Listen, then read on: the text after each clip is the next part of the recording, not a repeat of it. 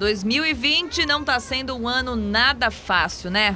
A pandemia de coronavírus foi uma situação grave por si só, que exigiu não só usar máscara e passar álcool gel, mas ter que fazer algo ainda mais complexo: lidar com os próprios sentimentos. Assunto para um psicólogo esse, hein? Para que 2021 comece pelo menos um pouquinho mais leve do que 2020 está terminando. Pensando nisso, a gente está com Guga Menga em mais uma dessas ferramentas mais utilizadas nessa pandemia, que é a chamada de vídeo, para bater um papo sobre isso. Guga, quando cessam as distrações no mundo lá fora, as festas, as viagens, os encontros, ficamos sozinhos com a gente mesmo e somos obrigados a olhar para o nosso espelho. E isso dói pra caramba. É assim que a gente pode resumir o ano de 2020? Acho que a gente pode dividir em algumas fases, né, assim, porque o tempo, né, se a gente pensar na duração que esse processo ele está tendo, é natural que nós, enquanto seres humanos, a gente passe por um processo de adaptação que envolve alguns processos. Eu lembro que no começo as pessoas falavam de 1 mês a 3 meses, acreditando que as coisas iriam se reestabelecer. Quando você não tem uma perspectiva, essa própria experiência de isolamento mesmo, né, de viver fechado ou de estar consigo mesmo, ela implica em algumas fases. Então, depois desse período inicial de insegurança, é que realmente as pessoas precisaram se olhar de fato e entender que a vida delas por um período maior iria ser isso, né? Então, como é que elas iriam cuidar da saúde mental, como é que elas iriam ter prazer e lazer com um espaço socialmente restrito, com um ambiente de casa misturado com o ambiente de trabalho para muitas pessoas, e além disso, com as notícias todas elas muito ruins, né, as experiências próximas de pessoas adoecendo, de pessoas morrendo, né, então os números de alguma forma trazendo as ameaças muito próximo.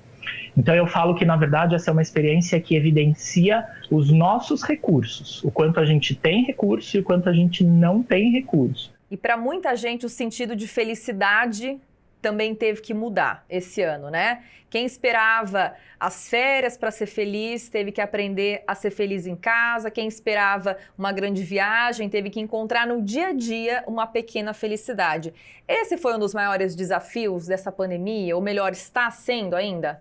Que a gente vê, né? Essa descoberta, essa nova percepção de que a felicidade, ela enquanto bem-estar subjetivo, ela pode sim estar num estado mental e não numa grande conquista e não num determinado ano da minha vida, numa determinada conquista profissional, e ela pode estar atrelada a experiências simples, corriqueiras, e que vão me gerar afetos muito mais saudáveis e alegres do que eu gastar minha energia durante um ano inteiro para somente no final dele eu fazer uma viagem e achar que é essa viagem que vai me deixar feliz. Possibilidade de se reconhecer, de entender o próprio ritmo, né? Quantas pessoas elas não se descobriram, na verdade, nessa experiência, percebendo o quanto a carga de trabalho delas é demais, o quanto cuidar dos filhos é cansativo e excessivo, né? O quanto é necessário e vital se ter lazer, se ter prazer, se ter arte na vida.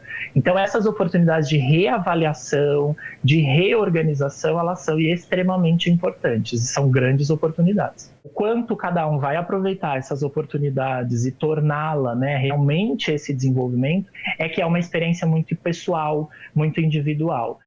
Como é que a gente pode planejar o ano que vem com mais leveza? Qual é a sua dica como psicólogo para que a gente tenha um ano mais tranquilo, pelo menos mentalmente, porque a pandemia talvez não leve um tempo até acabar?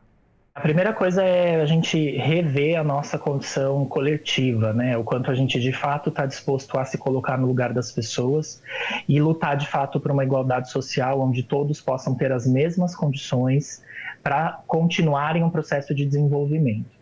E claro que ficou evidente para quem não estava que nós temos um lugar de importância na vida quando se fala sobre processos emocionais. Então, quando a gente entende que cuidar de si mesmo não é só cuidar da saúde física, não é só cuidar dos bens, é também cuidar do emocional, é também cuidar da saúde emocional, isso também cria um outro senso de urgência, porque muita gente acha que a pandemia vai passar e os problemas vão acabar, né?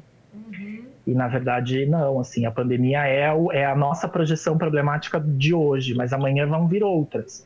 Então, se a gente não souber direcionar o nosso olhar, a gente passa a vida inteira buscando uma tal de felicidade e não encontrando ela. Porque, às vezes, até colocar uma máscara é difícil para algumas pessoas que não conseguem tolerar a frustração, que não conseguem ter os seus eus melindrados, né?